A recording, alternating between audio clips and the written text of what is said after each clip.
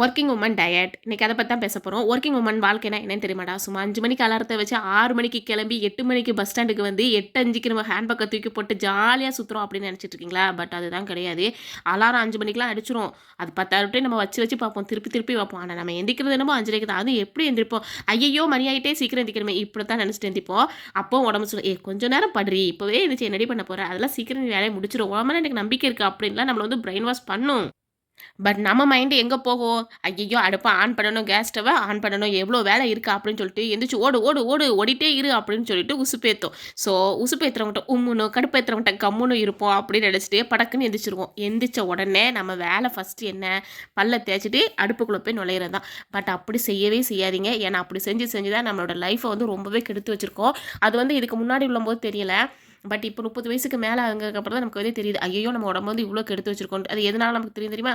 ஏதாவது ஒரு சின்ன வேலை செஞ்சோன்னா அப்படியே அப்பாடா கொஞ்ச நேரம் உட்காந்தா நல்லாயிருக்கும், கொஞ்ச நேரம் படுத்துருந்துச்சா நல்லாயிருக்கும்னு சொல்ல தோணும் தெரியுமா? அப்போ தான் தெரியும், ஓ நம்மளோட உடம்பு வந்து டயர்ட் ஆகுது, நமக்கு வந்து கொஞ்சம் இம்யூனிட்டி தேவை அப்படின்னு சொல்லிட்டு அதுக்கப்புறம் தான் நமக்கே புரிய ஆரம்பிக்கும்.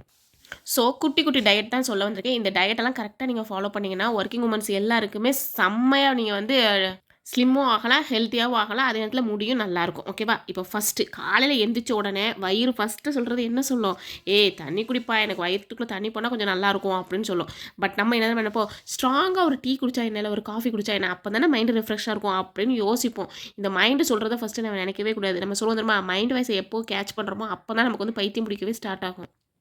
ஸோ என்னென்ன பண்ணலாம் அப்படிங்கிறத நான் சொல்கிறேன். இப்போ வாங்க வீடியோக்குள்ளே போகலாம். ஹாய் சிலக்குட்டீஸ்னா வந்துட்டேன், மணி என்ன 3 ஆயிட்டு அப்படின்னு சொல்லுவேன். பட் இன்றைக்கி தான் 3 மணிக்கு தான் நான் ரெடி பண்ணுவேன் போல்.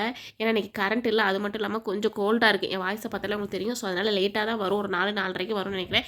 சரி, எப்போ வருதோ அப்போ நீங்கள் லைக்கையும் ஹைப்பையும் பண்ணிவிட்டு எப்பவும் போல் பார்க்க ஆரம்பிங்க. முக்கியமாக ஸ்கிப் பண்ணாமல் பாருங்கள். அப்போ தான் உங்களுக்கு நான் சொல்கிற விஷயம்லாம் புரியும். நிறைய பேர் ஸ்கிப் பண்ணி பார்த்துட்டு 1008 கேள்வி கேட்குறீங்களா? அதெல்லாம் நான் திருப்பி திருப்பி பார்த்து நான் ரிப்ளை பண்ணிகிட்டு இருக்க வேண்டியிருக்கு. அதனால் நீங்கள் பாருங்கள். ஓகேவா? ஸ்கிப் பண்ணாமல் பாருங்கள்.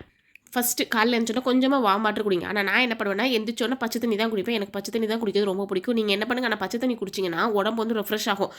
ஏன் ரெஃப்ரெஷ் ஆகும்னு சொல்கிறேன்னா, பாத்ரூம் வந்து ஃப்ரீயாக போகும் ஒன்று. அதுக்கடுத்து நம்ம வயிறு வந்து நல்லா குளிர்ச்சி ஆகும். இன்னொன்று அல்சர் வராது. இது எல்லாத்தையுமே இந்த காலைல எழுந்திரிச்சோன்னா பச்சை தண்ணி குடிக்கிறதுனால ரொம்ப ரொம்ப நல்லது. அதுக்கப்புறமா கொஞ்சம் வெதுன்னு வாட்டர் எடுத்துக்கோங்க. வெது பண்ண அதாவது வார்ம் வாட்டர் எடுத்துக்கோங்க. ஓவராக அள்ளி போட்டு எடுக்காதீங்க. இன்னொரு விஷயம் என்னென்னா, லெமன் வித் ஹனியை குடிங்க அப்படின்னு சொல்லிட்டு சொல்லுவாங்க. லெமன் வந்து ஒரு சீக்ரெட்டான டிப்ஸ் சொல்கிறேன். லெமன் வந்து அதிகமாக எடுக்காதீங்க. எனக்கா இப்படி சொல்கிறேன்? லெமன் குடிச்சு எத்தனை பேர் உடம்பு இழைச்சிருக்காங்க அப்படின்னு சொல்லுவீங்க. நல்லா கவனிச்சு பாருங்கள். லெமன் குடிச்சு உடம்பெல்லாம் குறைஞ்சிருக்கும். பட் கொஞ்சம் வருஷம் கழிச்சு அவங்களுக்கு வந்து கண்டிப்பாக கால்சியம் பிரச்சனை வரும். காரணம் என்னென்னு பார்த்தீங்கன்னா, எனக்கு தெரிஞ்ச ஒரு அக்கா தான் நான் சொல்கிறேன். அந்த அக்கா அதிகமாக லெமன் குடிச்சு முக்கியமாக நோம்பில் அதிகமாக லெமன் குடிப்பாங்க. அதுக்கப்புறம் பார்த்தீங்கன்னா வெயிட் லாஸ் ஆகும்னு சொல்லிட்டு சும்மா லெமனை கலந்து குடிச்சதுனால இப்போ அவங்களுக்கு வந்து பல்லு அவ்வளோத்துலேருந்து ரத்தம் வர ஆரம்பிச்சு, அந்த பல்லு வந்து ஃபுல்லாக விழ ஆரம்பிச்சு, இப்போ புதுசாக வர பல்லு கட்டியிருக்காங்க. கால் நடக்க முடியாமல் ஆயிடுச்சு. எலும்பு தேய்மானம் வந்துருச்சு. என்ன காரணம்னு பார்த்தீங்கன்னா, எலும்பை வந்து இப்போ லெமன் வந்து அதிகமாக வந்து தேய்க்கும். ஸோ அதனால் ஒரு நாளைக்கு ஒரு தடவை மட்டும் குடிங்க. அதிகமாக எடுக்காதீங்க. அதுவும் வெறும் வயித்துல கண்டிப்பாக எடுக்காதீங்க. அடுத்து 5 ஊற வைத்த பாதாம் சாப்பிடுங்க. இல்லைனா உலர் திராட்சை சாப்பிடுங்க. இல்லைனா சோம்பு, ஜீரகம், பட்டை இதெல்லாம் நல்லா கொதிக்க வச்சு குடிங்க. இல்லைனா வெந்தய தண்ணி குடிங்க. இப்படி எதையோ ஒன்று வந்து காலையில் குடிச்சிருங்க.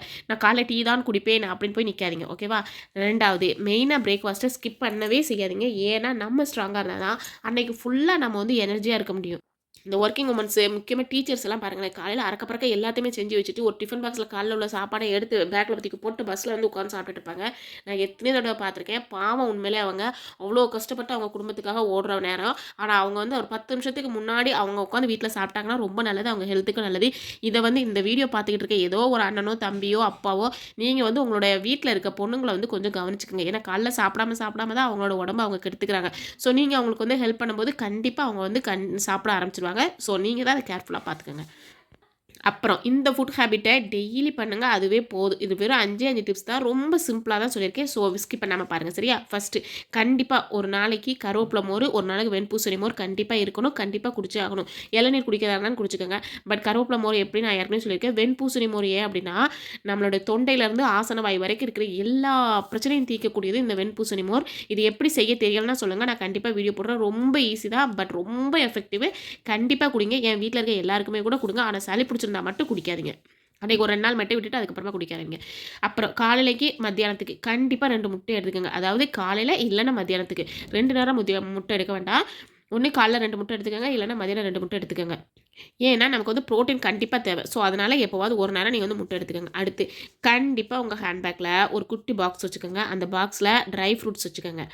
அதாவது உலர் திராட்சை, அது மஞ்சளா இருக்கட்டும், இல்ல கருப்பா இருக்கட்டும். மெயினா கருப்பு வச்சுக்கிட்டீங்கன்னா ரொம்ப நல்லது. அப்புறம் கொஞ்சோண்டி பாதாம் வச்சுக்கோங்க. முந்திரி மட்டும் வேண்டாம். சரிங்களா? முந்திரி எடுத்துட்டுங்க. அடுத்து குக்கும்பர், கேரட் ஏதோ ஒண்ணு வந்து கொஞ்சமா கட் பண்ணி வச்சுக்கோங்க. உங்க மாமியார் யாராவது சும்மா இருந்தாங்கன்னா, "மாமி கொஞ்சம் இத மட்டும் கட் பண்ணி தாங்களேன்" அப்படின்னு சொல்லுங்க. இல்ல உங்க நாத்தனார்ட்ட கேளுங்க. யார்ட்டயாவது ஒருத்தர்ட்ட கட் பண்ணி கேளுங்க. இல்லையா நம்ம வூட்டுக்காரர புடிச்சு வச்சு, "இத கொஞ்சம் கட் பண்ணி என் பாக்ஸ்ல வைங்க" அப்படின்னு சொல்லிட்டு சொல்லுங்க.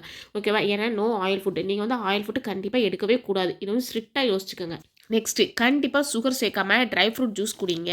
காலையில எந்திரிச்ச உடனே ட்ரை ஃப்ரூட்ஸ் குடிக்கிறது ரொம்ப நல்லது. அதாவது எந்திரிச்ச உடனே பல்ல விளக்கிட்டு அத குடிங்கன்னு நான் சொல்லல.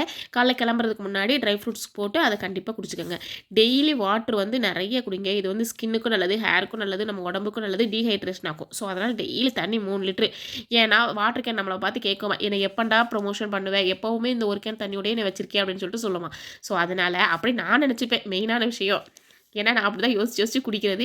ஸோ, அதனால நீங்க வந்து கண்டிப்பா தண்ணி வந்து ஒரு 3 பாட்டிலாவது குடிச்சு முடிச்சு, அதுக்கு வந்து ப்ரொமோஷன குடுத்துருங்க. பட் சிலருக்கு எப்படி தெரியுமா போகும் நாளு? காலைல எந்திரிச்சோனே காப்பி, அப்புறம் சோறு, அப்புறம் காப்பி, அப்புறம் சோறு. இந்த எதிர்நீச்சல் நாடகத்துல நந்தினி சொல்லுவா தெரியுமா? காலைல எந்திரிச்சோனே சோறு, கறி, என்னலாமோ சொல்லுவாங்க. அப்படியே படபடன்னு சொல்லுவாங்க. எனக்கு அது வந்து வரல. நீங்க பார்த்துருப்பீங்கன்னு நெனைக்கிறேன். அந்த மாரி தான் போய்க்கிட்டு இருக்கும். பட் அப்படி இருக்காதீங்க, மாத்திக்கங்க. ஒரு 11 மணி வந்துருச்சு ஆஃபீஸ் டைம்ல. என்ன பண்ணுவோம்?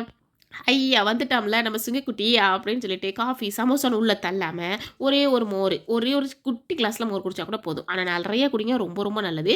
வாட்டர்மெலன் ஜூஸ ஸ்டார்ட் பண்ணுங்க. ஏன்னா இப்போலாம் வாட்டர்மெலன் கிலோவே ரூ. 20 வந்துருச்சு. ஸோ தர்பூசணி ஜூஸ் எவ்வளோ நாள் குடிங்க. நமக்கு வந்து வெயிட் கெயினே ஆகாது. அதே நேரத்தில வயிறும் ஃபில்லிங்கா இருக்கும். ஓகேவா? கண்டிப்பா அத வந்து ட்ரை பண்ணிருங்க 11 மணிக்கு. அடுத்து லஞ்ச் டைம். என்னமோ நமக்கு தான் சாம்பியன்ஷிப் அவார்டு குடுக்குற மாரி, சும்மா மின்னல் வேகத்துல சில பேர் சாப்பிடுவாங்க. என் வூட்டுக்காரர்லாம் பார்த்தீங்கன்னா, தட்டுல சாப்பாடு வச்ச மாரி தான் இருக்கும். திரும்பி பார்க்குறதெல்லாம் காணாம போயிரும். "டேய் எங்கடா சாப்பாடு?" அப்படிங்கிற மாரி ஆயி போயிரும். அந்த அளவுக்கு அவ்ளோ அவசர அவசரமா சாப்பிடுவாரு. நான் தான் சத்தம் போடுவேன், "இந்த அளவுக்குலாம் சாப்பிடக்கூடாது. உடம்பு கெட்டு போயிருங்க" அப்படின்னு சொல்லிட்டு. பட் அவர் மாறுனதுக்கு ஒரு காரணம் இருக்கு. ஏன்னா, நாங்க வந்து கல்யாணம் முடிஞ்ச புதுசுலலாம் பார்த்துருக்கேன். எல்லாத்த விட அட்ட சோம்பேறின்னு பார்த்தீங்கன்னா, என் வூட்டுக்காரரா தான் இருக்கும். அவ்ளோ ஸ்லோவா சாப்பிடுவாரு. இப்ப என்னன்னா, வேலைக்கு போற அவசரத்தில டெய்லி காலையில ஸ்பீடா சாப்பிட்டு, இப்ப அவரால வந்து ஸ்லோவா சாப்பிட முடியாத அளவுக்கு ஆயிப்போச்சு. நெறைய பேரு இப்படிதான் இருப்பீங்கன்னு நெனைக்கிறேன். யாரெல்லாம் இவ்ளோ ஸ்பீடா சாப்பிடுறீங்கன்னு சொல்லுங்களேன் கமெண்ட்ல பார்ப்போம். என் வீட்டுக்காரர் அப்படிதான்ப்பா. இப்போ அவரால கண்ட்ரோலே பண்ண முடியல. ஸ்லோவா சாப்பிடுறத ஸ்பீடா தான் சாப்பிடுறாரு. பட் அப்படி இருக்கக்கூடாது. அப்படி மாத்திக்கணும். ஓகேவா? நீங்களும் அத மாத்திக்கங்க. ஏன்னா, லஞ்ச் பிரேக் வந்து 30 நிமிஷம் நமக்கு குடுப்பாங்க கண்டிப்பா. நம்ம சாப்பிடுற டைம் எவ்வளவு? நம்ம தான் வாமா மின்னலாச்சே. 5 நிமிஷத்துல சாப்பிட்டு முடிச்சுருவோம். பட் மொபைல் ஸ்க்ரோலிங் வந்து எவ்வளோ நேரம் பண்ணுவோம்? ஒரு 25 நிமிஷம் பண்ணுனா தான், அன்னைக்கு வந்து லஞ்ச் பிரேக்க வந்து நமக்கு ஃபுல் எனர்ஜியோட இருந்த மாரி இருக்கும். மொபைல் எடுக்கலன்னா என்னத்தையோ மிஸ் பண்ண மாரி இருக்கும். ஸோ அப்படிலாம் பண்ணாம ஸ்லோவா சாப்பிடுங்க. 1/2 பிளேட் சோறு வச்சுக்கோங்க. ஏன்னா 1/2 பிளேட் தான் சோறு வைக்கணும். மிச்சத்துக்கு வந்து வெஜிடபிள்ஸ் வச்சுக்கோங்க. முக்கியமா கலர் கலரா வச்சுக்கோங்க. ஏன்னா கலர் கலரா வைக்கும்போது, நம்மளும் எக்ஸ்ட்ரா கொஞ்சம் கலர் ஆகலாம் இல்லையா? Colour colour. ஆனா எப்படிக்கா அப்படின்னு கேட்காதீங்க. கேரட்டு, பீட்ரூட்டு, பீன்ஸு இந்த மாதிரி ஒரு கருப்பு கலர், ஒரு மஞ்ச கலரு, ஒரு பச்சை கலரு இந்த மாதிரி எல்லாத்தையுமே எடுத்துக்கங்க. ரொம்பவே எஃபெக்டிவா இருக்கும். கண்டிப்பா கலரும் ஆகலாம். ஓகேவா? ஏன்னா நெறைய பேர் கலர் ஆகணும்னு வேற ஆசைப்படுவோமா? ஸோ அதனால. Evening time. காலையில சிங்கக்குட்டி வந்துச்சா, இப்போ புலிக்குட்டி. இந்த மார்னிங் சிங்கக்குட்டியையும், இப்போ வர புலிக்குட்டியையும் யாருமே இன்வைட் பண்ணவே மாட்டோம். பட் அது தானா வந்து நம்ம கையில வந்து உட்காந்துக்கிடும். என்னன்னா, ஜஸ்ட் ஒரே ஒரு கப்பு தானே, கொஞ்சமா குடிப்போம் அப்படின்னு நெனைப்போம். அப்புறம் பிஸ்கட்ட பார்த்தோன்னே, ஜஸ்ட் ஒண்ணே ஒண்ணு சாப்பிட்டுக்கிடுவோமே, பசிக்கத்தானே செய்யுது அப்படின்னு நெனைப்போம். பட் பாக்கெட்டே காலியானா தான் மனசே அப்பாடா! சாப்பிட்ட மாரி இருக்கு அப்படின்னு தோணும். பட் அப்படி பண்ணாதீங்க. இப்படி பண்றதுனால ஹெல்த் இஷ்யூ தான் நெறைய வரும். ஏன்னா, நம்ம வந்து டயட்ல இருக்கிறோம் இல்லையா? டயட்ல இருக்கும்போது பிஸ்கட் கண்டிப்பா அவாய்ட் பண்ணிடுங்க. ஏன்னா பிஸ்கட்ல நெறைய சுகர் அண்ட் மைதா தான் இருக்கும். அதனால அது வேண்டாம். அதுக்கு பதிலா என்ன சாப்பிடலாம்? ஸ்ப்ரவுட்ஸ் சாப்பிடுங்க. அதுக்கெல்லாம் எங்கக்கா டைம் இருக்கு அப்படின்னு சொல்லாதீங்க. நைட்டு நீங்க போன உடனே சிறுபயிர வந்து ஊற போட்டுருங்க. காலையில எந்திரிச்சோனே முளைக்க வச்சு டிஃபன் பாக்ஸ்ல வச்சுட்டு வந்துருங்க. நீங்க சாயந்தரம் தொறக்கும்போது தன்ன பாட்டுல முளைச்சிருக்க போகுது. இதான் ரொம்ப ரொம்ப ஈஸியான டிப்ஸுங்க. புரியுதா உங்களுக்கு? ஈவினிங் போன உடனே ஊற போட்டுருங்க நைட்டுக்கு.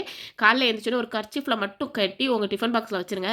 நீங்க 4 மணிக்கு எடுத்து ஓப்பன் பண்ணும்போது தன்னால முளைச்சிருக்கும். இது ரொம்ப ரொம்ப ஈஸியான டிப்பு. கண்டிப்பா ட்ரை பண்ணி பாருங்க. இது வந்து டீச்சர்ஸு அப்புறம் ஆஃபீஸ் வேலை பார்க்குறவங்க எல்லாத்துக்குமே ரொம்ப ஈஸியா இருக்கும். கண்டிப்பா ட்ரை பண்ணுங்க. இல்ல ஸ்ப்ரவுட்ஸும் எனக்கு வேண்டாம் அப்படின்னீங்கன்னா, வறுத்த வேர்க்கடலை எடுத்துக்கங்க. இல்ல பொரிகடலை எடுத்துக்கங்க. இல்ல மக்கானா எடுத்துக்கங்க. மக்கானாவும் வறுத்து வச்சுக்கலாம். இதெல்லாம் செஞ்சீங்கன்னா, உங்களுக்கு தான் ரொம்ப ரொம்ப நல்லது. வறுத்த வேர்க்கடலையோ, இல்ல அவிச்ச வேர்க்கடலையோ இதெல்லாம் சாப்பிட ஆரம்பிங்க. ரொம்ப ரொம்ப ஹெல்த்தியா இருப்பீங்க. ஏன்னா, செல்ஃப் கண்ட்ரோல் முக்கியம். டீய அவாய்ட் பண்ணிருங்க. எனக்கு டீயே பிடிக்காது. ஆரம்பத்திலே சொல்லியிருக்கேன். ஏதாவது உங்களுக்கு பிடிக்கலன்னா, அத டைவர்ஸ் பண்ணி விட்டுருங்க. நமக்கு அது வேணாம். அவ்வளோதான். அத விட்டுருங்க. இன்னொன்னு டின்னர். நடுராத்திரில வந்த மாரி உட்காந்து ஃப்ரிட்ஜ ஓப்பன் பண்ணா, தோசை மாவு நம்மள பார்த்து சொல்லும். "இந்தா வந்துட்டாளா என் செல்லக்குட்டி என்னைய கொத்த தூக்கிட்டு போறதுக்கு" அப்படிங்கிற மாரி நம்மள சொல்லும். நம்ம என்ன பண்ணுவோம், நமக்கு இதுதான் ஈஸி. ஒரு தோசையோ, ஒரு இட்லி என்னத்தையோ ஒண்ணு ஊத்தி வச்சுட்டா ஃப்ரீயா இருக்கலான்ட்டு. பட் அதில கார்போஹைட்ரேட் அதிகம். கம்பு மாவு நல்ல கம்பை வந்து ஊற வச்சு நல்லா கழுவுங்க. 10, 15 தண்ணி வச்சு கழுவி ஊற வச்சு முளைக்க வச்சு அதை வந்து வறுத்து திரிச்சு வச்சுக்கோங்க. அதை வந்து புட்டை வைக்கலாம், தோசை சுடலாம், இல்லை ராகி மாவு செய்யலாம், இல்லை உளுந்து, இல்லை அடை தோசை, எவ்வளவோ விஷயம் இருக்குது. அதெல்லாம் ட்ரை பண்ணுங்கள். இந்த இட்லி தோசைக்கு பை பை டாட்டா அப்படின்னு சொல்லிட்டு வந்துடுங்க. ஏன்னா ஒர்க்கிங் உமன்னா சூப்பர் உமன் தான். ஆனால் சூப்பர் உமனுக்கும் பெட்ரோல் தேவையில்லையா? பெட்ரோல் போட்டால் தான் வண்டி ஓடும். ஸோ ஃபேமிலிக்கு கேர் பண்ணுங்கள், செல்ஃபுக்கு லவ் பண்ணுங்கள். டயட்டை பனிஷ்மெண்ட் இல்லை, ஓகேவா? நல்லா புரிஞ்சுக்கோங்க. நீங்கள் பனிஷ்மெண்ட்டாக நினச்சா தான் அது பனிஷ்மெண்ட். இல்லை நான் அழகாக இருக்கணும் அப்படின்னு நீங்கள் நினச்சிங்கன்னா, இல்லை அது மட்டும் இல்லாமல் நான் ஸ்ட்ராங்காக இருக்கணும், ஹெல்த்தியாக இருக்கணும் நீங்கள் நினச்சிங்கன்னா, கண்டிப்பாக டயட்டை ஃபாலோ பண்ணுங்கள். ரொம்ப ஒரு மாதிரி இருக்குது, என்னால் முடியலைன்னா நேராக கண்ணாடி முன்னாடி போய் நின்று பாருங்கள்.